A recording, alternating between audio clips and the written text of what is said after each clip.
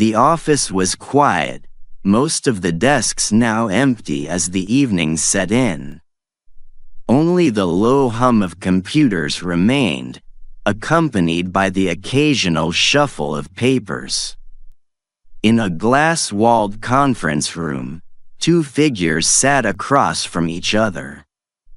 Maya Thompson, a sharp and thought-filled team leader in her early 30s, looked visibly tired after a long day. Opposite her was Daniel Clark, a senior manager in his mid-40s, known for his calm approach to managing workplace challenges. Their conversation had shifted from daily tasks to a deeper discussion about handling conflicts in the workplace. I've been struggling with a situation in my team lately. Two of my team members aren't getting along, and it's starting to affect everyone's work. I've tried stepping in, but it feels like the conflict is getting worse. I wonder if I should have let them resolve it on their own. That's always a tough call. Do you think intervening early in conflicts is the best approach, or should you wait to see if people can figure it out themselves? Question: do you believe stepping in early is always the right move when conflicts arise, or is it sometimes better to let people handle it on their own? A. Stepping in early is crucial to avoid escalation. B. Letting people handle it themselves can lead to better resolutions. C. It depends on the situation. Both approaches have their place. Answer C. It depends on the situation. Both approaches have their place. I think it's situational. If a conflict is personal and starting to affect the team's work, stepping in early might be the only way to keep things on track.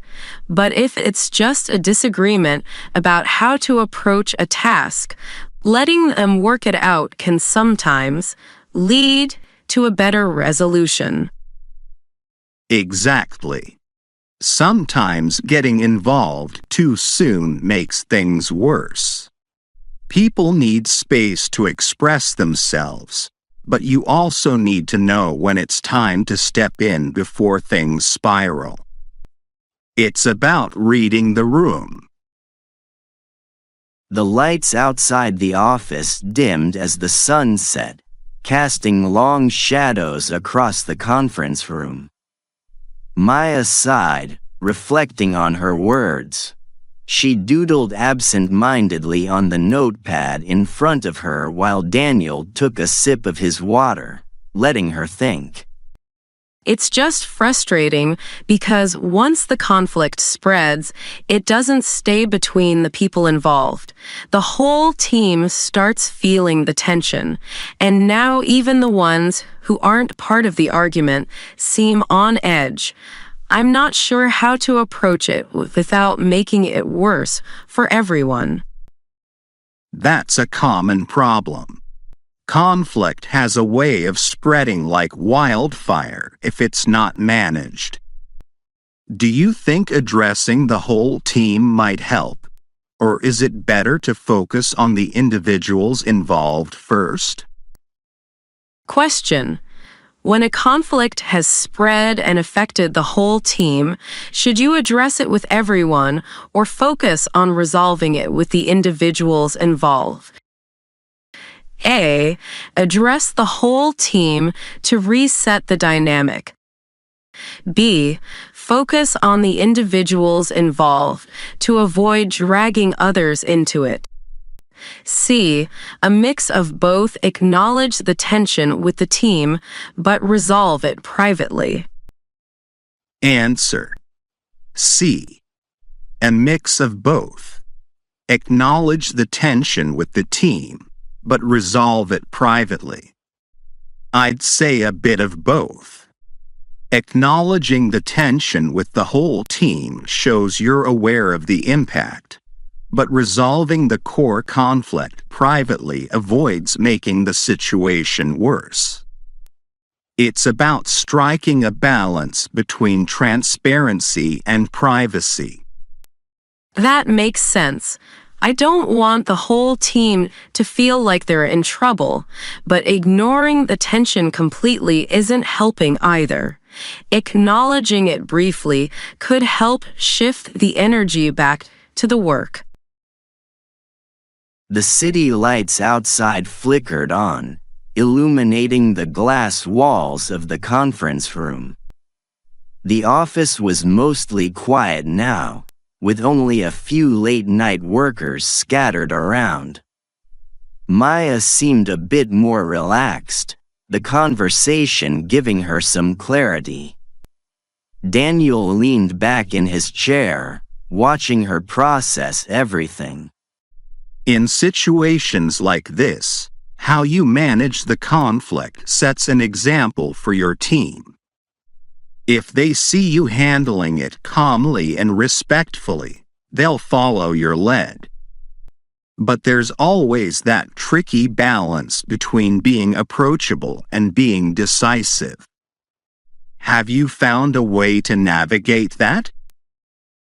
That's one of the hardest things. I want to be approachable, but at the same time, I need to make decisions that aren't always popular. Sometimes it feels like I'm walking a tightrope between being too hands-on and not involved enough. Question: how do you strike the balance between being an approachable leader and maintaining authority when handling conflict? A. It's all about finding the right balance between being a leader and a peer. B. Being approachable can undermine authority, so it's better to stay firm. C. It's situational. Sometimes authority is needed, and other times approachability works best. Answer C. It's situational. Sometimes authority is needed, and other times approachability works best. I think it depends on the situation. Sometimes you need to step in as the leader and make a tough call, and other times the team just needs to know that you're there to listen. It's not always easy to figure out which one is needed, though. That's exactly it. There's no one-size-fits-all approach. The best leaders know when to step back and let the team handle things, and when to step in and steer the ship. You're doing just fine. Just remember to trust your instincts. The room had grown quiet, with only the soft ticking of a clock filling the silence. Maya felt a sense of clarity settling in after the conversation. She stood up, offering Daniel a grateful smile. Thanks, Daniel. I feel like I've got a better grasp on how to approach this now. It's all about balance, isn't it? It always is. You'll be fine. Just trust your instincts and lead with respect. As they stepped out into the quiet hallway, Maya felt lighter, ready to face her team the next day, knowing that handling conflict is as much about understanding people as it is about making the right call. 5 words related to navigating conflict at work. Mediation. Facilitating communication between conflicting parties to reach a resolution. Resolution. Finding a solution to a dispute that satisfies both parties. De-escalation. Reducing the intensity of a conflict to restore calm. Transparency. Open communication about conflicts affecting a team. Empathy. Understanding the emotions of others to better manage disagreements.